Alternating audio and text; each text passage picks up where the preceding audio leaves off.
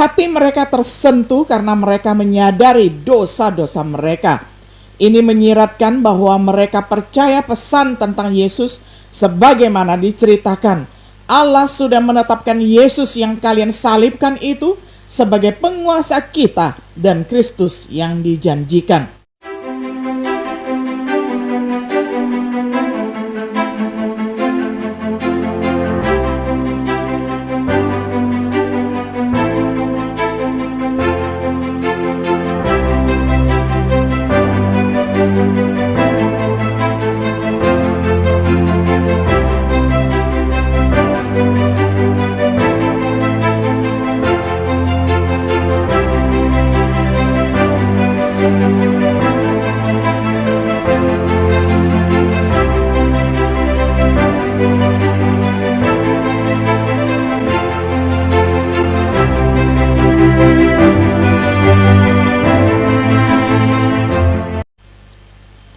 Shalom, sahabat Biblika yang dikasihi oleh Tuhan.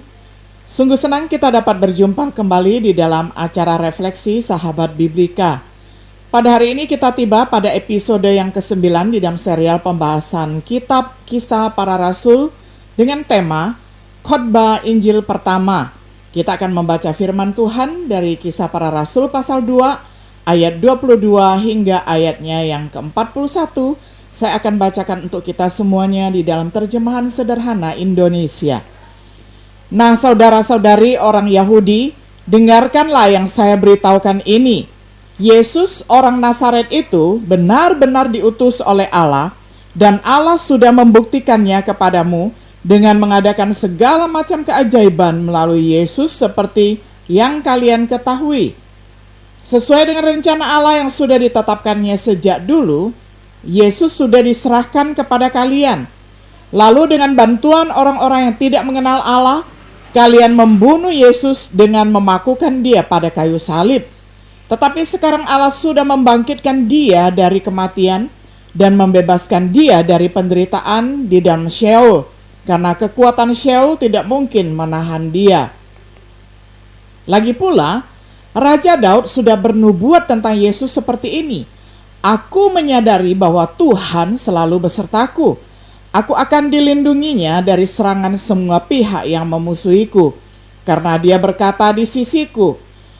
Karena itu hatiku bersukacita, dan dengan mulutku aku selalu memuji-Mu dengan gembira.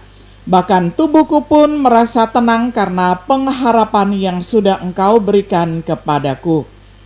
Sebab Engkau tidak akan meninggalkan rohku di Sheol, dan Engkau juga tidak akan membiarkan tubuh orang kudus-Mu hancur di dalam kubur.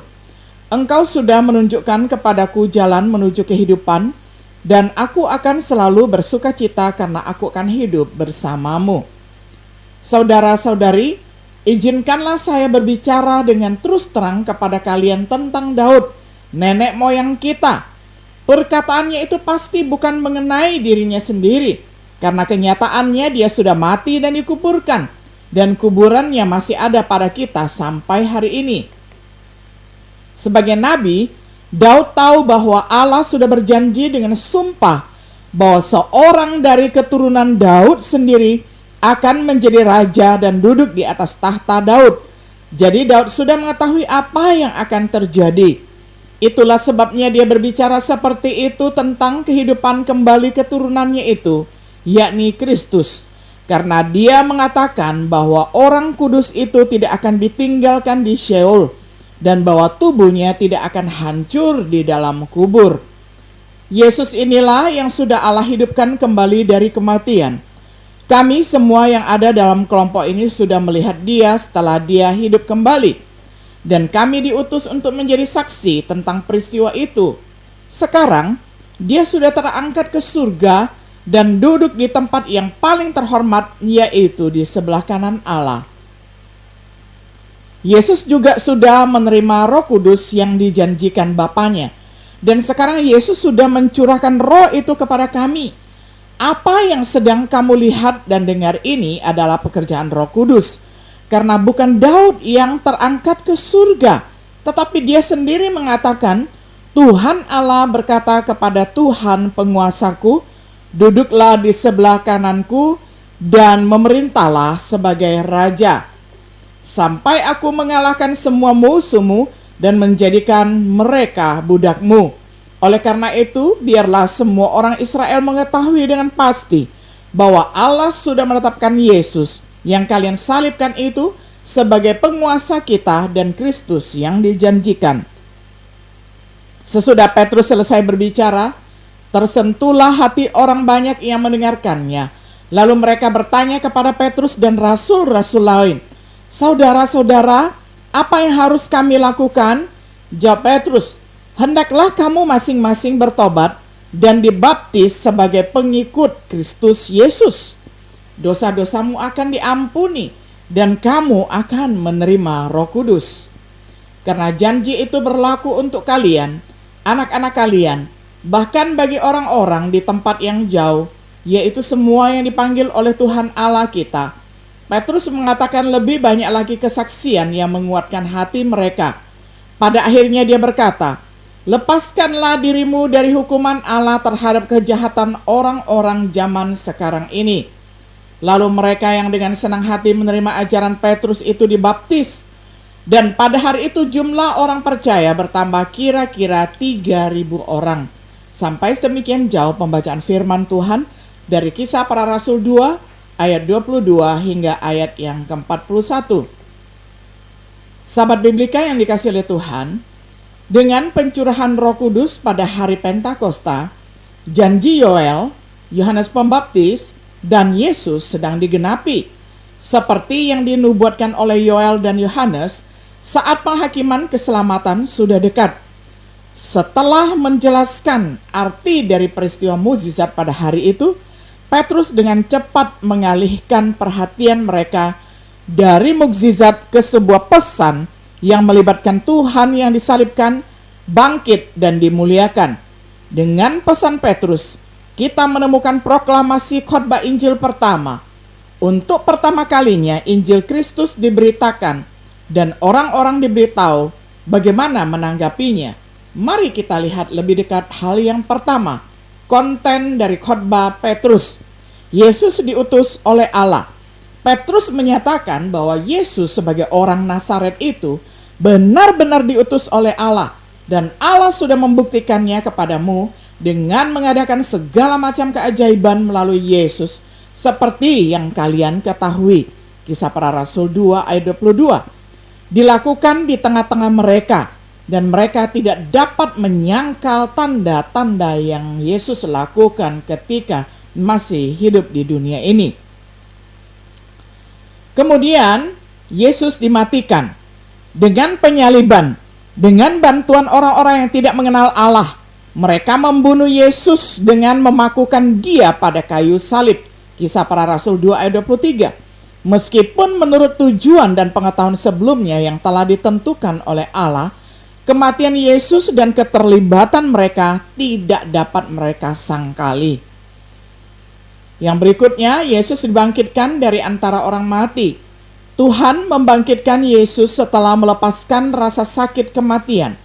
Petrus menawarkan 3 bukti bahwa Yesus bangkit dari kematian, yakni nubuatan Daud digenapi di dalam Yesus, kesaksian para saksi mata oleh ke-12 rasul, dan pencurahan Roh Kudus yang dilihat dan didengar oleh hadirin. Ini adalah bukti yang meyakinkan bagi mereka yang hadir. Lalu Yesus ditinggikan sebagai Tuhan dan Kristus. Pencurahan Roh Kudus adalah hasil dari peninggian Yesus. Peninggian Yesus juga dinubuatkan oleh Daud. Bisa dibaca di dalam Mazmur 110 ayat 1. Jadi Yesus yang disalibkan sekarang adalah Tuhan dan Kristus. Dengan kuat, efektif, Petrus menampilkan Yesus sebagai orang yang baik yang disalibkan, dibangkitkan dari kematian, dan sekarang ditinggikan sebagai Tuhan dan Kristus. Saatnya kita melanjutkan, mari kita perhatikan hal yang kedua, respon para pendengar ataupun orang-orang Yahudi yang mendengarkan khotbah Petrus. Reaksi mereka, hati mereka tersentuh karena mereka menyadari dosa-dosa mereka. Ini menyiratkan bahwa mereka percaya pesan tentang Yesus sebagaimana diceritakan. Allah sudah menetapkan Yesus yang kalian salibkan itu sebagai penguasa kita dan Kristus yang dijanjikan. Mereka bertanya kepada Petrus dan para rasul, "Apa yang harus kami lakukan?" Memang apa yang bisa dilakukan seseorang, apa yang harus dilakukan?